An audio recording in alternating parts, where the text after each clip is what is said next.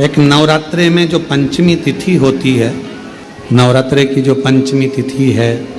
उस पंचमी तिथि के दिन अशोक सुंदरी का जो स्थान होता है उसको समझिएगा थोड़ा सा। जैसे ये शिवलिंग है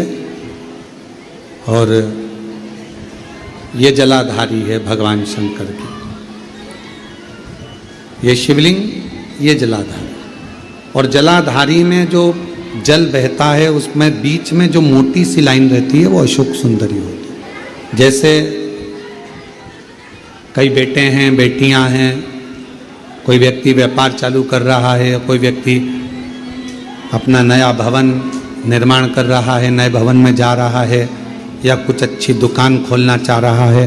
कोई अपने लक्ष्य पर पहुंचना चाहता है और पहुंच नहीं पा रहा। तो जो शारदीय नवरात्रे आते हैं, इस शारदीय नवरात्रे में जो मां आद्य शक्ति की पूजन की जो पंचमी तिथि होती है, इस पंचमी तिथि पर अशोक सुंदरी वाली जगह पर,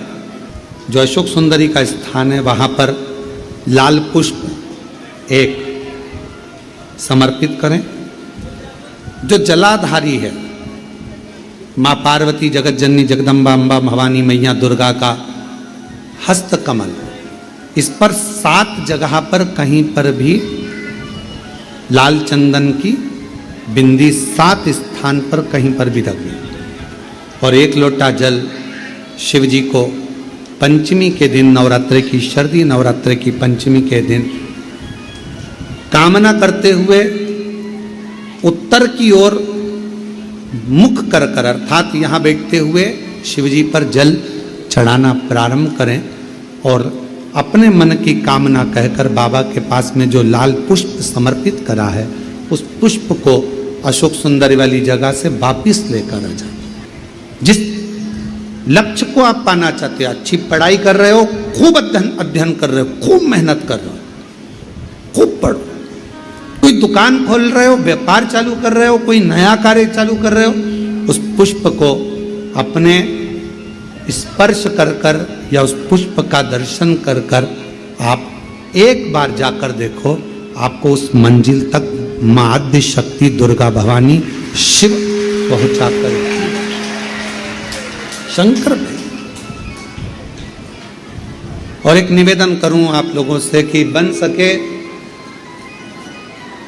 दुर्गा सप्तशती का पाठ अगर करते हो या दुर्गा सप्तशती को आप पढ़ते हो तो हिंदी का उसमें नीचे लेख आते रहते हैं, बहुत सारे वर्णन आते हैं, उसका भी पढ़ेंगे तो उसमें बहुत सारी बातें आपको बहुत अच्छी अच्छी, देवी भागवत में, दुर्गा सप्तशती में, इनमें बहुत सुंदर सुंदर कल्याण का, यदि गीता प्रेस गोरखपुर से जो कल्याण निकलती है, उस कल्याण का यदि देवी अंक अगर आप पढ़ेंगे माता दुर्गा भवानी पर, बड़ा सुंदर, उसमें भी बहुत सी चीजें हैं, मां आद्य शक्ति की आराधना की, साधना की, पूजन की पद्धति बहुत सुंदर, उसका ध्यान करें। शिव से कुछ, अगर भगवान शंकर की हम आराधना कर रहे हैं, भगवान शंकर से अगर हम कुछ पाना चाह रहे हैं, तो भगवान शिव की सबसे पहले उससे साधना करो, शिव को पहले अपना बनाओ।